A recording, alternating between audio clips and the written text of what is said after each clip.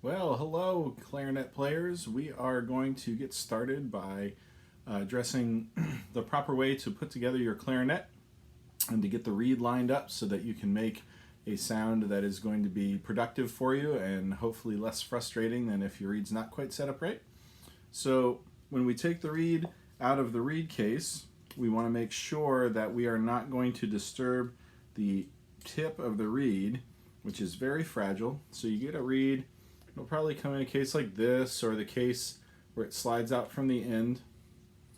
So you take the reed, and we've got three different parts. We've got the bark, we've got the part that's shaved away, and then we've got the back. Usually the back has a stamp on it that says the maker name and the size.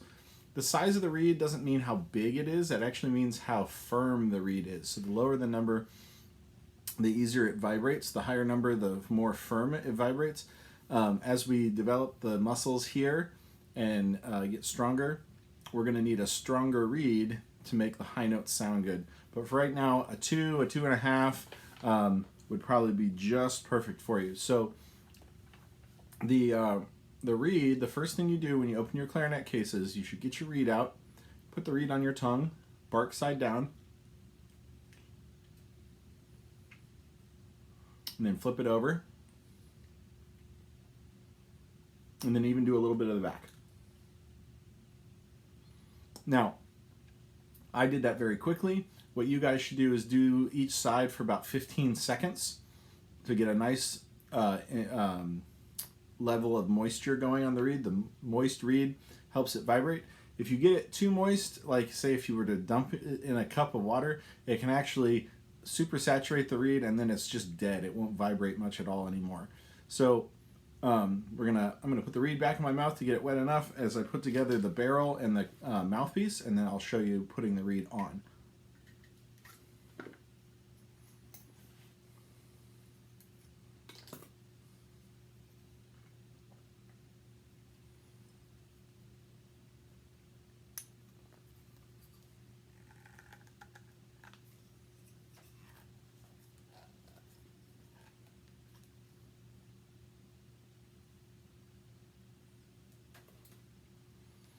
Now, the ligature is the part that holds the reed on to the clarinet.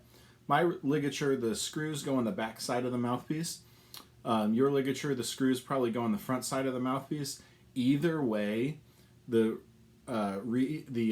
screws always go to the right-hand side of the mouthpiece. So whenever you put your ligature on, look to make sure the screws are tightened by your right hand. Ligatures only go on one way.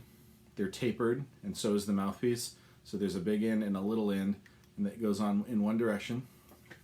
So to put the reed on, we want to lift the ligature up a little bit, and we want some control over that. So I'm going to use my thumb and index finger, control, and make a gap right in here.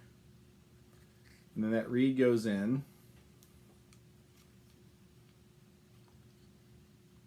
And then we want that reed to line up right with the top. See how there's a little bit of black showing above the reed? That's right.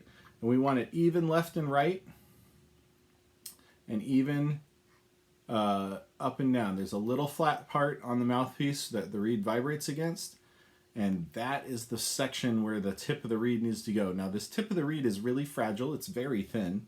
You can see there how I left just a little bit of black across the tip. From the back, you should be able to see just a little bit of the reed hanging out across the top of the mouthpiece. So as I said, the reed's very fragile. It will chip, it will split on you if you're not careful.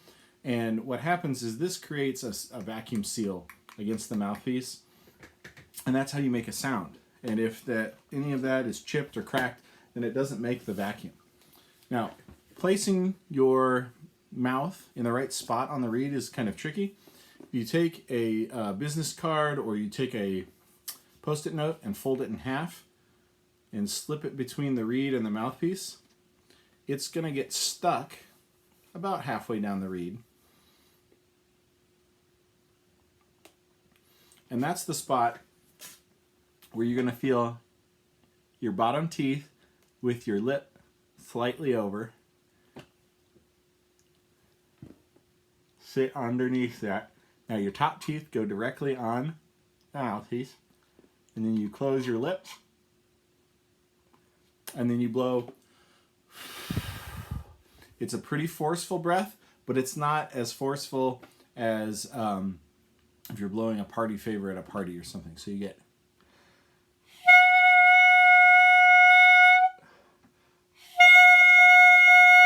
So I'm not really clamping down with my jaw. I'm making firm seal around the mouthpiece and the reed with my lips.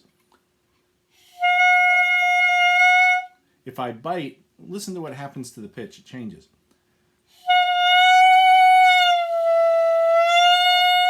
So I went up and then I loosened my jaw again.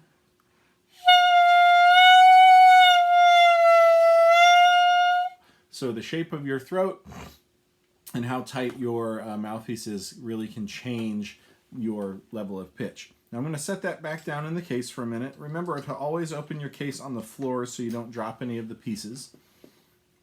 Okay, we have the lower joint. The lower joint has one cork on a tenon and then one socket where a tenon goes in. The upper joint has two tenons, a smaller one and a larger one. The lower tenon, where these keys are hanging off, goes into the socket of the lower joint. And what we want to do is we want to press this middle ring key so that it opens up, see right here, opens up the bridge key.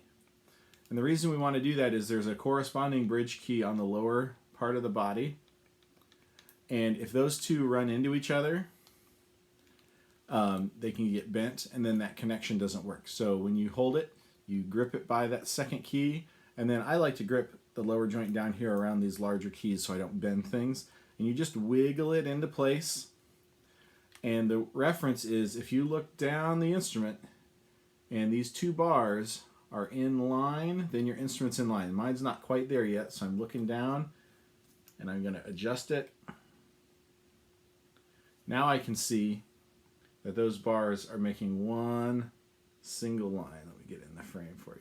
Yeah, so one single line, and that's the correct way to put the clarinet upper and lower joints together. Now the bell looks like a bell. It goes on the lower joint, same thing, hold the lower joint and rotate slightly until it goes into place. People usually like to have the logos lining up in the front. That's what I was showing with the mouthpiece and barrel earlier. The barrel, grab the upper joint, slide it together,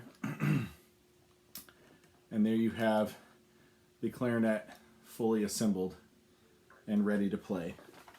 Now, getting a good sound at first can be a little bit tricky. Again, we're going to, and we're going to line the plane of the reed up with this one key in the back. Finger placement, left hand always goes closer to the mouth. So the left hand's going to cover the thumb hole first. And then there's 3 holes that are cut into the body, and that's where your 3 fingers go in the front. Your pinky finger is going to be responsible for 4 keys on this side. Then we skip the silver dome. On the clarinet, we actually don't touch any of the silver domes. Then there's 3 holes cut into the body here, and then 4 pinky fingers for the right hand. To get a good sound, and I'm just playing thumb 1, 2, 3, 4 right now, or 1, 2, 3. So you take a big breath with the word how, and then you let the reed, you touch the reed under here with your tongue, and when you're ready to play a note, you let your tongue down, but behind your tongue you pressurize the air like this, like you're saying two.